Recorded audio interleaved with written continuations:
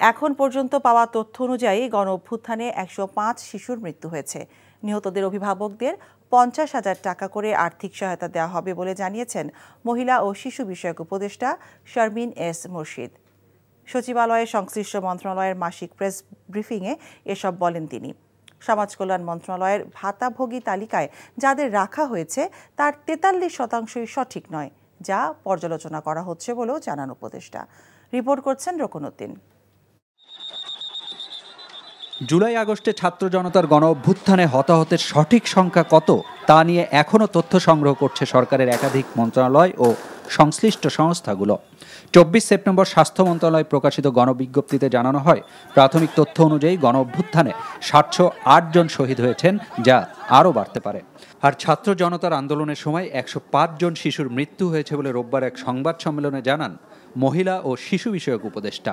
105 জনকে আমরা কালকে 50,000 করে টাকা দেব এবং শিশু দিবস শিশু দিবস উপলক্ষে এবং একটা মান কতজন শিশু এই ঘটনায় আমরা স্বাস্থ্য সেবা নিয়ে আসছি 105 জন টোটাল কি একদম ফাইনাল করেছে ওরা 105 জন। তারপরেও আমি বলবো আপনারা মাথায় রাখবেন যে তারপরেও আমরা হয়তো এই সংখ্যাটা পাল্টাবে যখন আমরা আরও তথ্য পাবো।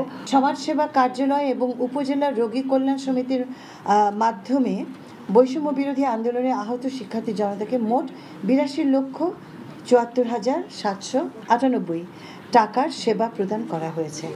সব সরকারি প্রতিষ্ঠানে ডে কেয়ার স্থাপনের সিদ্ধান্ত হয়েছে জানিয়ে বেসরকারি প্রতিষ্ঠানেও স্থাপনের আহ্বান জানান উপদেষ্টা।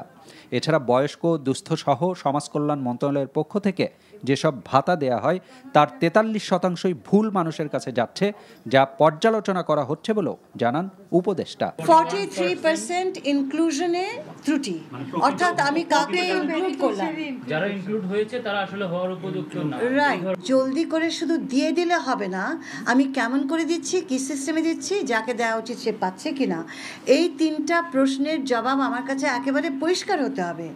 এবং সেখানে যদি কি বলে অস্বচ্ছতা থাকে তাহলে আমি এটা দিতে পারবো না।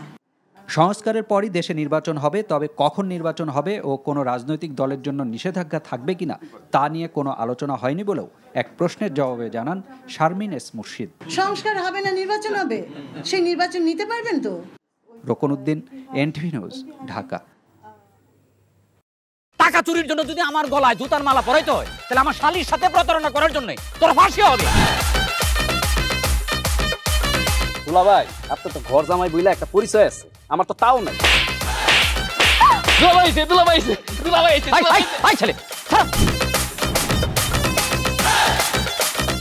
রাজনৈতিক ফ্যামিলির মেয়ে হয়ে ওই কাজ করবে।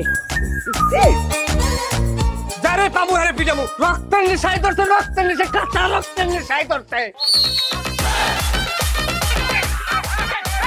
তোমার এই পলিটিক্স আমার বাম পকেটে থাকে। পাঁচদের বউরে ঝামেলা পাকাই। এই বেটাই, আমি তখন বিয়ে করিনি। এবার 2টার আমি গুলি করে মারুম। মাসুদরা কোনোদিন ভালো হয় না। আপনার পোশাক আশাক দেখে কিন্তু আপনার তালুকদার বংশের লোক মনে হয় না আব্বা, আপনার মনে হয় যে আপনি ফকির বংশের লোক।